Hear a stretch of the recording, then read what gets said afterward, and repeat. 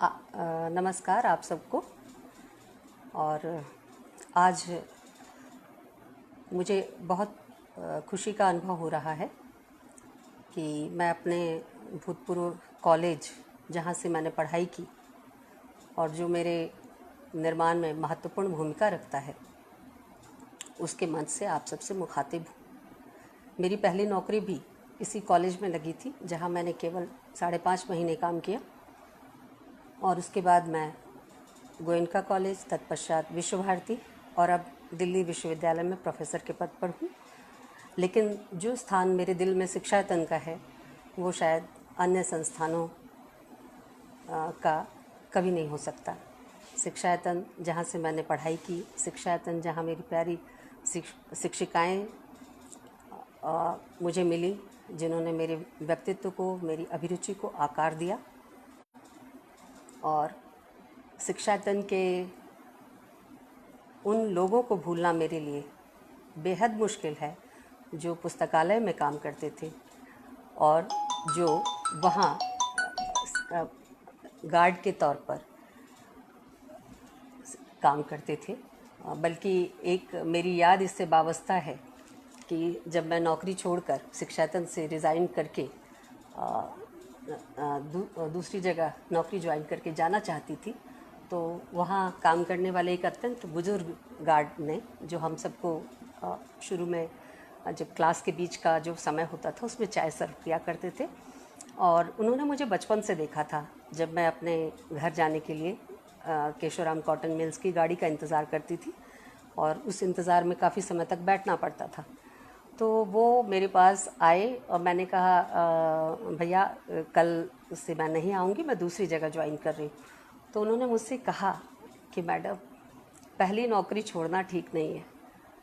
उनकी इस जो चिंता थी, मेरे प्रति जो लगाव था, उसमें जो चीज़ झलक रही थी कि ये लड़की नौकरी छोड़कर जा तो रही है, पता नहीं इसे बाद में और कोई नौकरी मिलेगी या नहीं मिलेगी। शिक्षायतन जैसा कॉलेज छोड़ रही है, पता नहीं भविष्य इसका क्या होगा। तो मेरे भविष्य के प्रति आशंका से या चिंता से, लगाव और स्नेह से उन्होंने ऐसा कहा था। और तब एक पल को मुझे भी अपने निर्णय पर थोड़ा सा लगा कि मैं सही कर रही हूँ या गलत। लेकिन जाहिर है कि जीवन में जो फैसले हम लेते हैं, बस लेते ही हैं। तो आज मैं सचमुच बेहद खुश हूँ कि आप सबसे मुखातिब होने का मौका मिला और उस कॉलेज के मंच पर जहाँ से मैं बनी, जहाँ से मैं आगे निकली। मुझे बोलना है फणीश्वरनाथ रेणु के महत्वपूर्ण रचनात्मक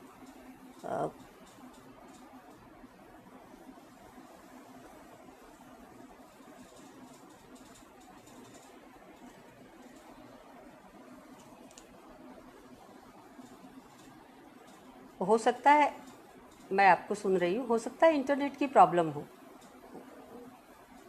वो ठीक आ जाए, ठीक आएगी। इंटरनेट की समस्या हो सकती है। मैं 1 मिनट देखती हूँ कनेक्शन कौन सा है। हाँ ठीक है, इंटरनेट की समस्या हो सकती है, बस थोड़ा सा, हाँ थोड़ा सा धैर्य रखिए तो सुन पाएंगी। जी जी जी जी। नहीं, कोई ऐसी बात नहीं, मैं धीरे बोलूँगी। और सबसे पहली चीज़ जिस विषय पर मुझे बात करनी है, वो फणीश्वरनाथ रेणु की महत्वपूर्ण कहानी, जो बहुत ही ख्यात है, तीसरी कसम।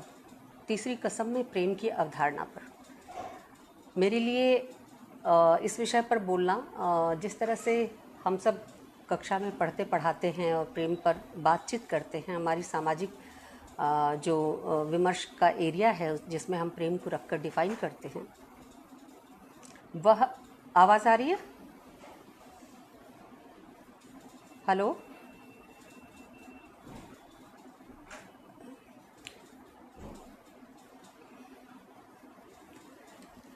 तो प्रेम पर बात करने के लिए किसी भी संदर्भ में, किसी भी रचना के संदर्भ में प्रेम पर बात करने के लिए, चूँकि प्रेम, 1 सेकंड होल्ड कीजिएगा, 1 सेकंड।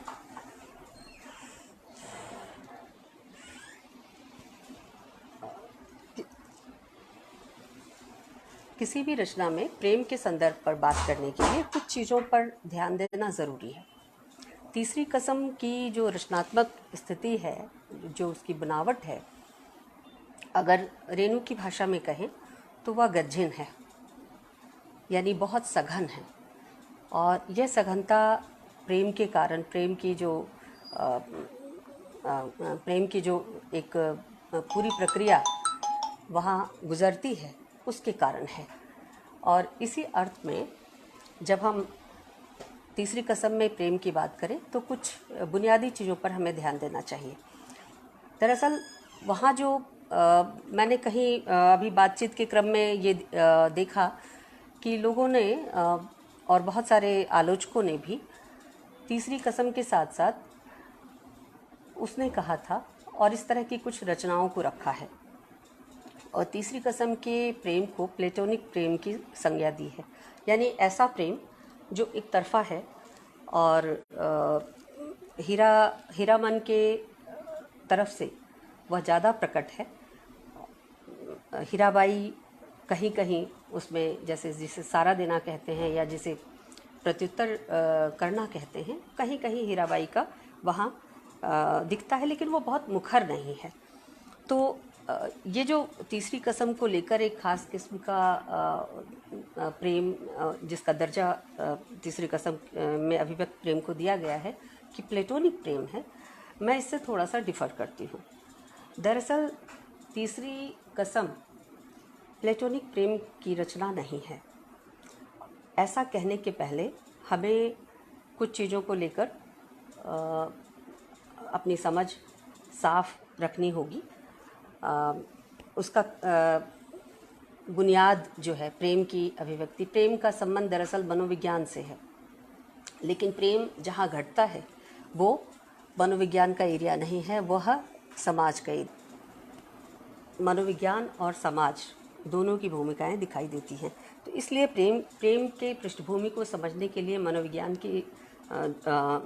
का जो पक्ष है उसे भी जानना ज़रूरी है, और जो समाज और सामाजिक स्थिति है प्रेम के समझ को लेकर, प्रेम के पूरी परिघटना को लेकर, उसे भी समझना ज़रूरी है। दरअसल जब हम प्रेम के मनोवैज्ञानिक पक्ष की बात करते हैं तो होता ये है कि हिंदी में जिस तरह से मनोविज्ञान के संदर्भ को देखा गया है, आमतौर पे जहाँ किसी पात्र या चरित्र के मन के भाव या मन की उहापोह मूलक स्थितियों का विवेचन यहाँ हो रहा है, और इसका जो अन्य पक्ष है, यानी प्रेम का जो मनोविज्ञान का जो अन्य पक्ष है, जिसके आधार पर हम किसी रचना को मनोवैज्ञानिक कह सकते हैं या नहीं कह सकते, उसकी तरफ ध्यान कम जाता है। यानी मन की क्रिया प्रतिक्रियाओं को ही, या लेखक के द्वारा, रचनाकार के द्वारा चरित्र के मन के भावों के वर्णन को ही मनोविज्ञान का आधार मान लिया जाता है। दरअसल मनोविज्ञान केवल मन की बातों का लिखा जाना नहीं है, बल्कि एक मिनट, ज़रा सा होल्ड कीजिएगा, बार बार फ़ोन आ रहा है, 1 सेकंड होल्ड कीजिएगा।